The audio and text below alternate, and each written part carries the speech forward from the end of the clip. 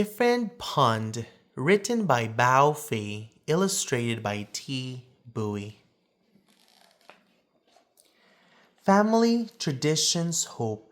An unforgettable story about a simple event, a fishing trip for a boy and his dad. Between hope-filled cast, a father tells his son about a different pond in their homeland of Vietnam. On this early morning, a young boy learns a world bigger than the one he's known.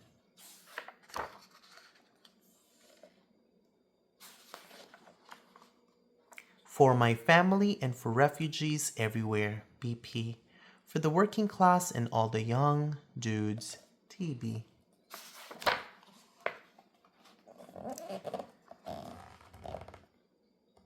Dad wakes me quietly so Mom can keep sleeping. It will be hours before the sun comes up.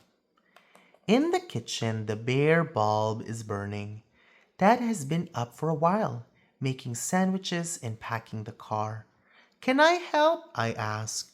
Sure, my dad whispers and hands me the tackle box. The street lights look brighter and the roads aren't so busy before the sun comes up. Dad turns on the heater and tells me stories. A kid at my school said my dad's English sounds like a thick, dirty river. But to me, his English sounds like gentle rain. We stop at the bait store on Lake Street. It always seems to be open. You're here early today, the bait man says. I got a second job, my dad explains. I have to work this morning. On a Saturday? The bait man asks. My dad nods. I feel the bag of minnows move. They swim like silver arrows in my hands. It's still dark when we get to the pond. We park the car and climb over the divider between the road and the trees. My dad holds my hand and walks ahead through the tangle and scrub. Step where I step, he says. I am thinking about what Dad told the baitman. If you got another job, why do we still have to fish for food? I ask. Everything in America costs a lot of money, he explains. I feel calluses on his hand when he squeezes mine. Sometimes a Hmong man is at the pond. He speaks English like my dad and likes to tell funny jokes. Sometimes there is a black man there too. He shows me his colorful lure collection.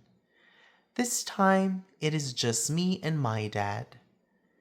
It is a little bit cold.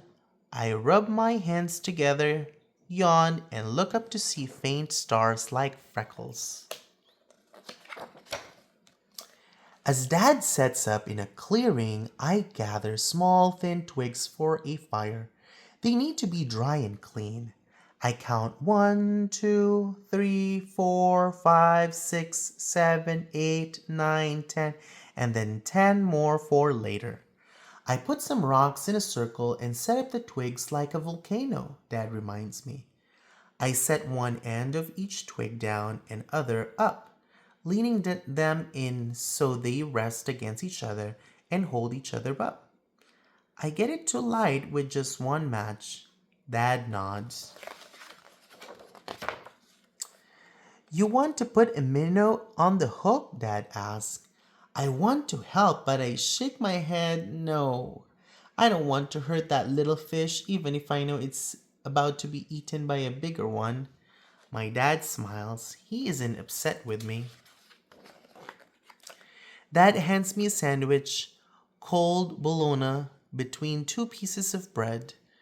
Careful of the spicy stuff, he says. There's a half peppercorn like a moon split in two, studded into the meat. I used to fish by a pond like this one when I was a boy in Vietnam, Dad says, biting into his sandwich. With your brother? I ask. He nods, then looks away. Dad tells me about the war, but only sometimes. He and his brother fought side by side. One day, His brother didn't come home. The bobber dips in the dark and Dad pulls. Got one, he says, almost shouting. A crappie, and soon another. Can I help? I ask. He nods and I use two hands to help guide the fish into the bucket. The fish feels slimy and rough at the same time. Dad laughs at the funny face I make. Dad smiles, his teeth broken and white in the dark because we have a few fish and he knows we will eat tonight. Time to go home. Dad must get ready for work. He washes his hands with a small nub of green and white soap. Then I do the same. I look at the trees as we walk back to the car. I wonder what the trees look like at the other pond and the country my dad comes from. By the time we get home, the sunlight coming through the windows is just a faint tint, blue and gray instead of gold. At home, Mom looks tired, but she smiles at the fish in the big white bucket. My dad changes his clothes, get ready to go to work. He pats me on the back and says to Mom, "Our boy did a good job with the fire today." "You can learn so quickly," Mom says. Then she asks me to help with the fish before she has to go to work too. I'm sad that she and Dad must leave, but not too sad. I know that later on they will both come home. Look after your baby brother, Mom reminds my brothers and sisters. She means me. Then she gets on her bike and goes to work. I'm not a baby, I think to myself. I helped catch dinner.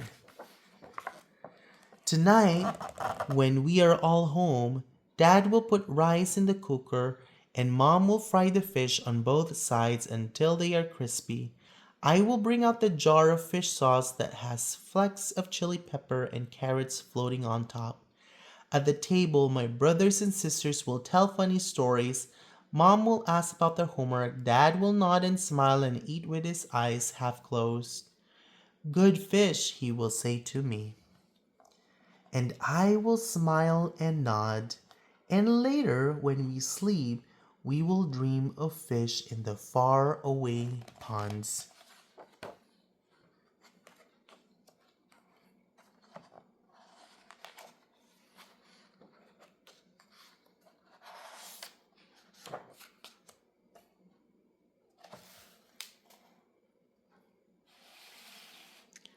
The end.